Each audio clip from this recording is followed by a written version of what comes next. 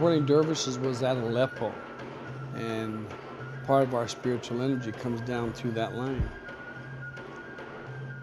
They exteriorize from the body. And I don't know if you people know, but when we're young and we twirl like that, we would exteriorize from the body too. And so it's a phenomena that's just really not very original with us. I mean, millions of people do it growing up. They just go out into space.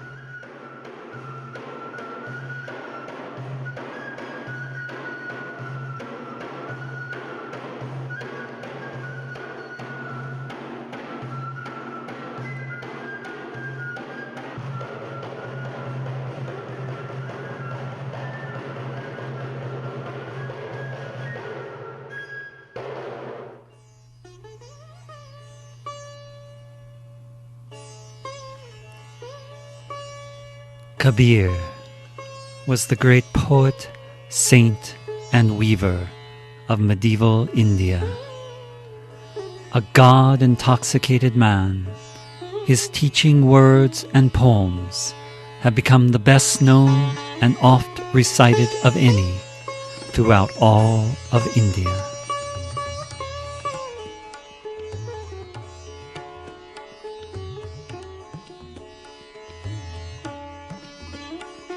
According to legend, Kabir was born of a virgin from a Muslim mother. He grew up in the community of the Julaha, or the weaving caste of the great city of Benares. As he matured, he showed strong spiritual tendencies, and he sought as his guru the great Hindu Brahmin teacher Ramanand. Kabir knew that Ramanand would not give initiation to him, a Muslim. He also knew that every morning before dawn, Ramanand would descend the stone steps of the Ghats to bathe in the holy river Ganges. So Kabir lay down on these steps in the dark and was trod upon by Ramanand, who exclaimed, "Ram," a name of God. Kabir took this as his initiation, the name of God from the lips of his guru. In a letter to a disciple, Sawan Singh explained the process of meditation. When you sit still, see that the mind is at rest and does not go out unnecessarily and think about other things. When, by repetition of the names, with attention fixed in the eye focus, you have become unconscious of the body below the eyes, then your attention will catch the sound current. Select the sound resembling the church bell and discard all other sounds. Then slowly your soul will leave the body and collect in the eyes and become strong. Then fix your attention in the biggest star, so much so that you forget everything else except the sound and the star. Then this star will burst, and you will see what is within and beyond. After crossing the star, you will have to cross the sun and the moon, which are inner manifestations of light. After crossing the star, the sun, and the moon, you will see that form which will never leave you, not even for a moment. Finally, the drop merges in the ocean, the wave flows back to the sea, the eye reunites with its source. No words anywhere above the mental fields.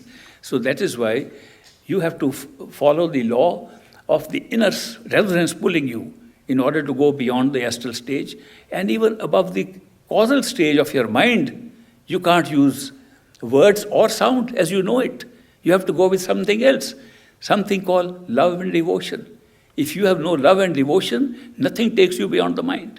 Love and devotion comes from beyond the mind. It's a spiritual function of the spirit, and that alone can take you above the mind. If your love and devotion for a master who you have identified is a perfect living master with your experience is so strong, you will skip all stages and go to Sachkhand. Ultimate spiritual path is a path only covered by love and devotion. I think when you love somebody, you want to see that person again and again. It's as simple as that. And this whole path, the spiritual path, is based upon love and devotion. The rest is all made up for our mind. Meditation is not the spiritual path. Trying to go within is not the spiritual path. These are for the mind. Mind wants a category of experiences, category of steps to take in order to go somewhere. Mind wants to put an effort to do things. So it's all for feeding for the mind that we give all these things. The ultimate thing is love and devotion. What the masters do is, they love us unconditionally. Their love has no condition and no judgment at all. And when that love affects us, we respond. We also fall in love, and we are in a state of devotion. And it is that power that's ultimately going to take us in, nothing else. But till that power comes, till we realize it's only a path of love and devotion, the mind keeps on asking, what next? What should I do next? The mind must ask, what should I do? If I tell somebody, you do nothing, they say, what kind of spiritual path is it? That he's saying, do nothing. The truth is, you should do nothing, but enjoy the love and devotion. And that will take you straight up. But the mind doesn't accept that. So because we are going through steps through the body, through the sense perceptions, through the mind, and then to the spirit, therefore all these instructions that are given are for the body, for the senses, for our mind, and not for our soul. Our souls need nothing more than the power of unconditional love to take us back home. And that unconditional love comes from a perfect living master. You will find when you start going inside and you are able to see the mind separate from yourself, the pull of that love is so strong, it takes you back into your own true home. Ultimately, we don't go to our home through any method. We go through our home by the pull of unconditional love. That originates from our true home, is the real form of our own self, and that's what pulls us back. Therefore, all these other methods that we talk about are to satisfy the mind, to get it out of the way, as it were, so we could proceed with our journey. That is why disciples want to see the master again and again. There are some other benefits also, and those are that when we look at a master, he is looking at us not from these physical eyes. We are looking at him from the physical eyes, but we are feeling more than the physical eyes feel. We are feeling there is something more going on here than merely looking at a face or looking at a person. What else is going on? What is happening is that the master is not looking at us only with the physical eyes. He is looking at the soul that's inside us. The master is not so concerned with what our body looks like. He is not so concerned what our mind thinks. He's not even concerned what our karma is. His concern is this soul at this stage of its experience here is yearning to go back home. This soul is ready to go back home. And therefore, he pulls that soul with his love. It's a strange experience. People go see the master first time and they start crying. And they don't know why they are crying. They feel a strange emotion. They don't know, no explanation. Why are we feeling like that? Just looking at a person. That's because this connection that is being established is not with the person. It's being established soul to soul for co-travel of the souls together. It's a value of the darshan. They say darshan means looking at the face of a master. When you look at the face of a master, your soul connects at that time. In fact, the connection is so deep with a perfect living master. If one can have a glance at a perfect living master once, it begins your spiritual journey back to your true home. Everything else will follow, including initiation, including meditation, including going back. It will automatically follow with one glance at a perfect living master, even though you may be an atheist and disbeliever altogether. So therefore, there is a very big effect on us, which only opens up when further things keep on happening and our heart opens up to new realities and we find there was something else going on inside. So that is why the darshan of a master has so much value. And if the master looks at us while we are looking at him, that's even better. That's called drishti. Drishti means the master has given attention to you. And that attention pulls you up to a very rapid journey inside. It always makes a difference. And you can experience it. If you are a seeker and you are on the spiritual path, you will find the value of darshan and drishti yourself. There's an old story I heard in India about darshan. What is the value of darshan? I'll share that story with you. There used to be a monk, a muni, like you have rishis and munis in India, monks who practice various kinds of abstinence and so on. One was called Narada. Narada Muni used to go wander around from place to place. He was a little gossipy guy also. He used to tell gossip from one household to another, sometimes creating problems also. But Narada Muni was well known because he was a Muni, had reached a certain state. He was walking around one day and he found that a perfect living master, a Satguru, had come into that village to give a discourse. Everybody was running to see that master. He asked them, "Why are you running?" They said, "We are running to have his darshan." He said, "Darshan? What does darshan mean? What are you running to see a man?" They said, we are not having just to see a man, we are having darshan.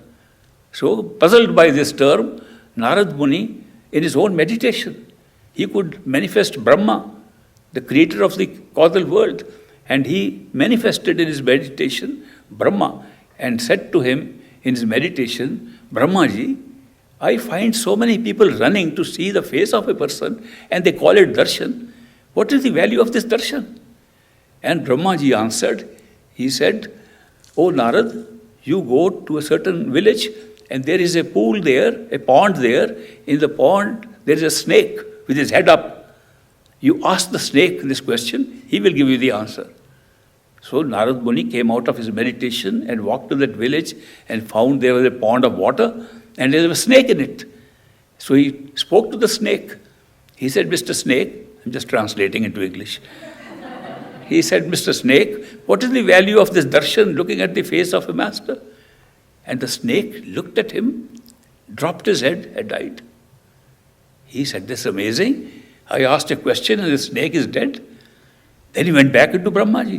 He went into meditation, manifested Brahma, and he asked Brahmaji, "What is this happening? You told me, ask this question from a snake. I asked this question, the snake dropped his head and died." "Oh, I am sorry to hear that." Brahmaji says, "I am sorry to hear that. Now you go to a far-off village. There you will find there is a man who has a parrot in his cage. Ask that parrot this question." So he traveled to that other village and he went to that village and asked, "Is there a man here with a parrot?" They said, "Yes, there's a storekeeper. He keeps a parrot. He's got a new parrot in his cage." So he said, "Can I speak to the parrot?" They said, "A very lucky parrot. Narada Muni should come and speak to a parrot." So they brought the parrot forward and he looked at the parrot and said, "Mr. Parrot, what is the value of looking at a person and which they call darshan?" And the parrot looked at him and dropped his head and died. He said, "This is very funny." He went into meditation again and asked Brahma, "What is this going on? Brahmaji, you told me ask this question from the snake died. You told me go and ask the parrot has died. I'm not getting the answer. What is the value of a darshan?" He said, "Oh, I'm sorry to hear. The parrot died also. I'm sorry. Now you go to the neighboring kingdom. That's far off, but you go there and the queen is giving birth to a baby boy there. Ask that little newborn baby this question." Now Narada Muni shook inside. That parrot and snake were all right. I hope nothing happens to the baby. Anyway, he traveled for a long time. He traveled to that kingdom. Eventually, he reached there and he asked the king if the queen had given birth to a baby boy. And the king was very happy. "Narada Muni, we welcome you. Muni coming to our palace is very lucky." And Narada Muni very somberly said, "Is that new baby there which has just given birth?" And they said, "Of course." He said, "Can I see the baby?" They said, "Very lucky baby to have your darshan." And he said, "This is strange.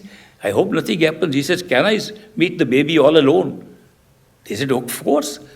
So everybody was turned out and he talked to the little infant baby and said, "Mr. Baby,"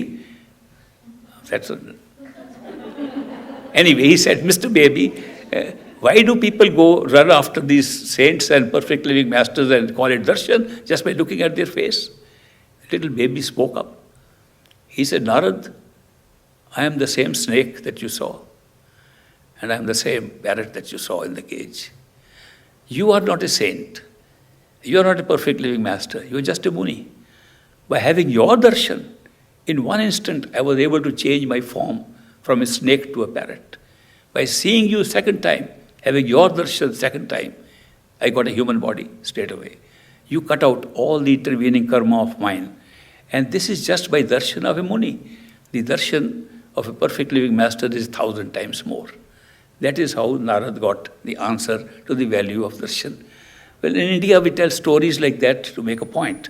So the point that is being made is that when you look at a perfect living master and you look through his eyes, you are not looking at a human being. You are looking at one who is able to see you, who is able to see your soul. You are establishing a contact with the soul. And therefore, that soul becomes your companion, your friend forever. It's such an important event that happens. That is why the darshan is so important and drishti is also so important. And since the feeling of love originates from the soul, so that is why we like to go and see the master again and again. And then there is another value of going to see the master again and again, and that is our mind distracts us so much in our daily life that by seeing him again and again, we are triggered back on track. As if the mind takes us off track and makes us distracted, we go back to see the master, it puts us back on track. People become very lazy, procrastinating. I'll do meditation tomorrow. Then they go and have one darshan, they want to meditate the same day. So therefore, it's also a great reminder, don't leave your track. Don't leave your daily routine of meditation. Therefore, the satsang or getting together to think of the master, to talk of the master, has the same value. It has the value of bringing us back on track. If we have the knowledge of what we have to do, we should be able to do it on our own. But the mind is such, it distracts us, it puts us away, procrastinates, says, no, not today, I'll do tomorrow. Not tomorrow, tomorrow again, another day comes. There's a nice verse by a Hindi mystic, a Hindi poet named Kabir. He says, आज कहे कल करूँगा, कल कहे फिर काल, आज काल के कहन में असली जैसे चाल. That means he says, today I will do it, tomorrow I will do it. Tomorrow it's again, tomorrow I will do it. So during this period, everything passes away, you even die. Then he says, काल करे सो आज करे सो अब, पल में परलय होएगी, बाहर करेगा कब. What you have to do tomorrow, do today. What you have to do today, do it now. Because you don't know at any moment, death can come, everything can wipe out, and you will not have a chance to do it.